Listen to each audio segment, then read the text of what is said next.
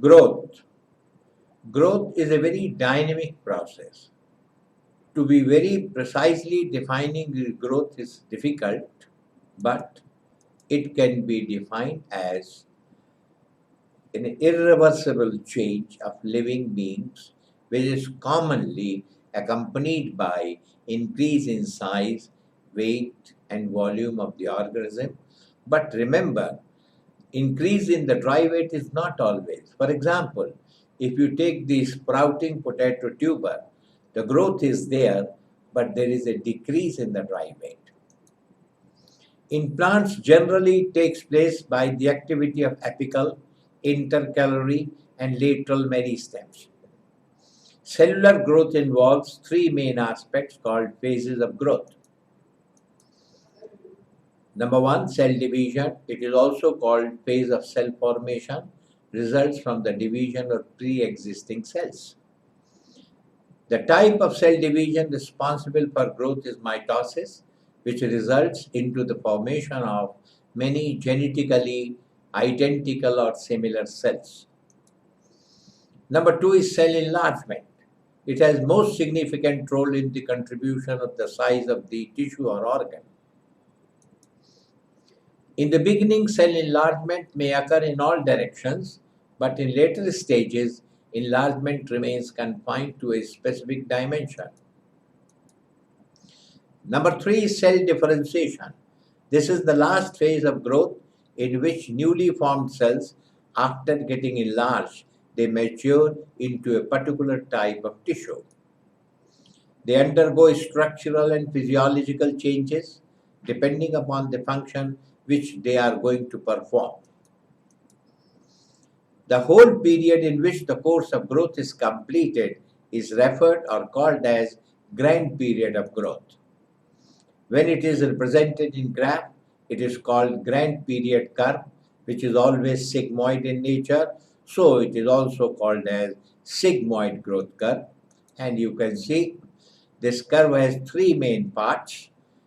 Lag phase, it's a preparatory phase. It starts at a slow rate.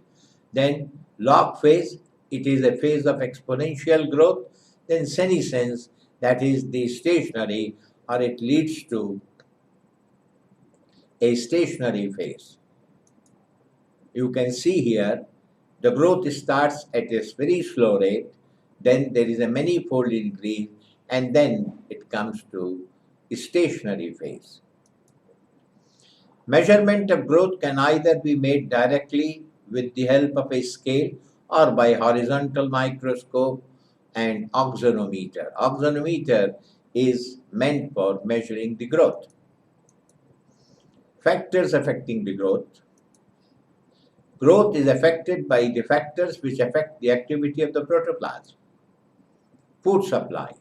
The supply of food is directly proportional to the rate of growth, and with deficient food supply to the growing region, the rate of the growth decreases and ultimately stops. Number two, water supply. The supply of water also has a direct relationship with the rate of growth because it is necessary for all the metabolic activities of the protoplasm and for increasing the turgidity of the cell for cell enlargement. Oxygen supply. Oxygen increases the growth because it helps in respiration to convert the potential energy into kinetic energy needed for the vital activities of the plant, including the growth. Temperature. Temperature also affects the growth directly or indirectly, though growth occurs between the two rigors, that is 4 degree to 45 degrees centigrade. Optimum activity takes place at 28 to 33 degrees centigrade. Light. Light affects variously. That is, light has a threefold effect. You will see intensity, quality, and the duration or periodicity. Intensity of light. In general, light retards growth in plants. High light intensity induces dwarfing of the plant. Plants at the hilltops are short, whereas those of the valley are quite tall. Very weak light reduces the rate of overall growth and also the photosynthesis. Quality. The different colors, that is the different wavelengths, affect the growth of a plant. In blue-violet color light, internodal growth is pronounced, while green color light reduces the expansion of the leaves. As you know that the green color will be reflected from the leaves as compared to complete spectrum of visible light.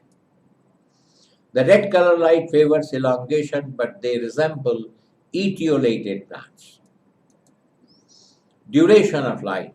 There is a remarkable effect of the duration of light on the vegetative growth as well as on the reproductive structure.